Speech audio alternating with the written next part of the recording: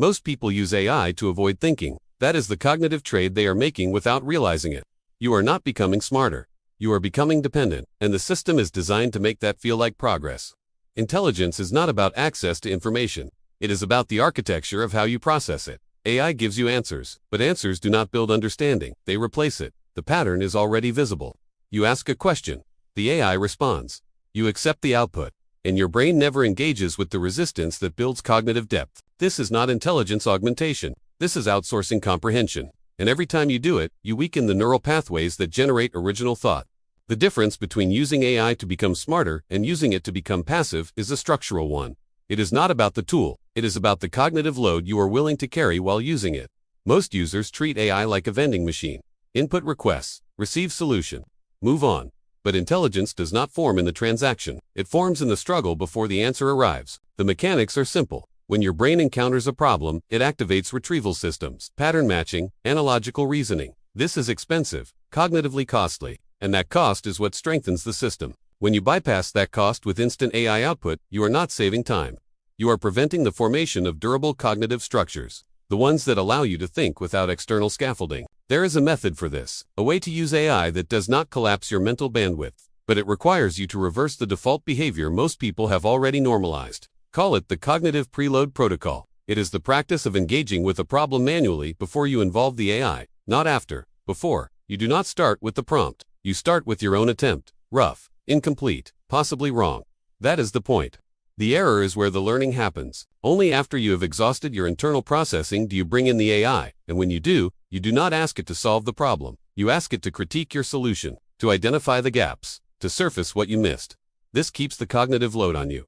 The AI becomes a feedback loop, not a replacement, and your brain remains the primary processor, not the passive receiver. Most people will not do this, because it is harder, it takes longer, and it does not feel like optimization. But that discomfort is the entire mechanism. That is where intelligence is built. There is a second layer, one that operates at the level of memory formation. AI allows you to retrieve information without encoding it, and encoding is the process that turns data into knowledge. When you look something up with AI, you are borrowing understanding. It exists in the interaction, but it does not transfer to long-term storage, because your brain did not have to work to reconstruct it.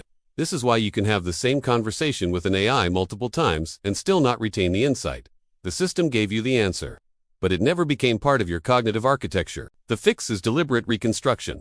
After the AI gives you an answer, close the interface. Then try to explain the concept to yourself, out loud or in writing, without looking back. If you cannot do it, you did not learn it, you accessed it. And access is not the same as integration.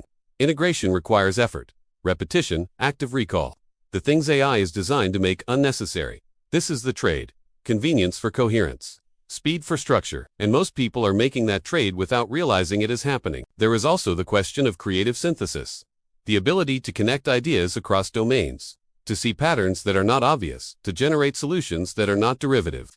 AI can surface connections, but it does so through statistical proximity, not conceptual insight. It finds what is common, not what is novel. And novelty is the signature of original thought. If you want to use AI to become smarter, you have to treat it as a sparring partner, not an oracle. You bring your hypothesis. The AI challenges it. You refine. The AI tests again. And through that iterative resistance, your thinking becomes sharper. But if you let the AI generate the hypothesis, you are not participating in the cognitive event. You are spectating, and spectators do not develop skill. Here is where most people fail.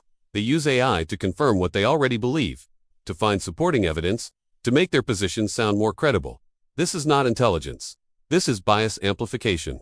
The smarter move is to use AI to attack your own argument, to generate the strongest possible counterpoint, to expose the weaknesses in your reasoning before someone else does. This is adversarial thinking, and it is one of the most underutilized cognitive strategies in modern interaction with AI, because it requires you to be wrong, publicly, to yourself. Most people cannot tolerate that, so they use AI to feel right, and they never improve. There is also a structural issue with context collapse. When you use AI across multiple sessions, it does not retain your cognitive trajectory. Every interaction is isolated, and that prevents the accumulation of understanding over time. If you are serious about using AI to build intelligence, you need to externalize your learning path. Keep a running document. Track your questions. Record your evolving understanding. Build a knowledge graph that the AI cannot see but you can reference. This creates continuity. It allows you to notice when your thinking shifts, when you contradict yourself, when you circle back to the same confusion. And those patterns are invisible if you treat every AI session as a standalone event. The goal is not to replace your memory with AI. It is to use AI to stress test your memory, to reveal what you think you know but cannot actually reconstruct. Now, the application layer. The part most people ignore because it is not exciting, but this is where intelligence becomes operational. You do not just consume insights, you implement them. You take the output from the AI and you build something. Code writing, strategy, process. Something that forces you to apply the concept in a real constraint. This is the difference between understanding and fluency. Understanding is passive recognition.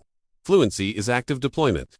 And fluency is what separates people who use AI to sound smart from people who use it to become competent. If the AI explains a concept and you nod along, you have learned nothing. If you take that concept and try to use it in a different context, and it fails, and you figure out why, then you have learned something durable. Failure under application is the highest form of feedback, and most people avoid it because they mistake smoothness for mastery. There is one more mechanism, one that operates at the metacognitive level, the ability to monitor your own thinking, to notice when you are deferring to the AI instead of engaging, to catch yourself before the habit solidifies. This requires you to set up internal checkpoints, small friction points that force you to pause and ask, am I thinking or am I delegating? If you cannot answer your own question without the AI, that is a signal. Not that you are ignorant, but that you have stopped practicing retrieval.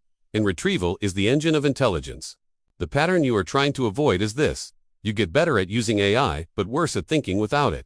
And over time, the gap widens, until you are fluent in prompts but incapable of independent reasoning. This is already happening. Two people who do not realize it, because the decline is not dramatic, it is incremental. And incremental erosion is invisible until the structure collapses.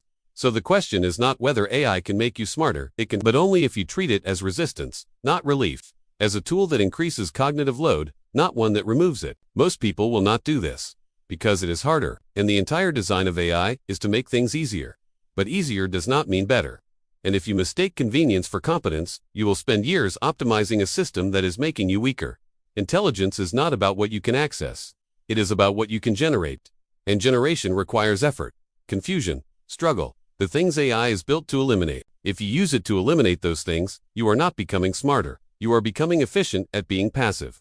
And efficiency without depth is just speed toward irrelevance. Disclaimer: this video is for educational and informational purposes only and does not constitute professional advice. The ideas presented reflect observational synthesis and do not represent empirical claims or endorsed methodologies. Viewers are encouraged to evaluate all concepts critically and consult relevant experts before applying any cognitive strategies.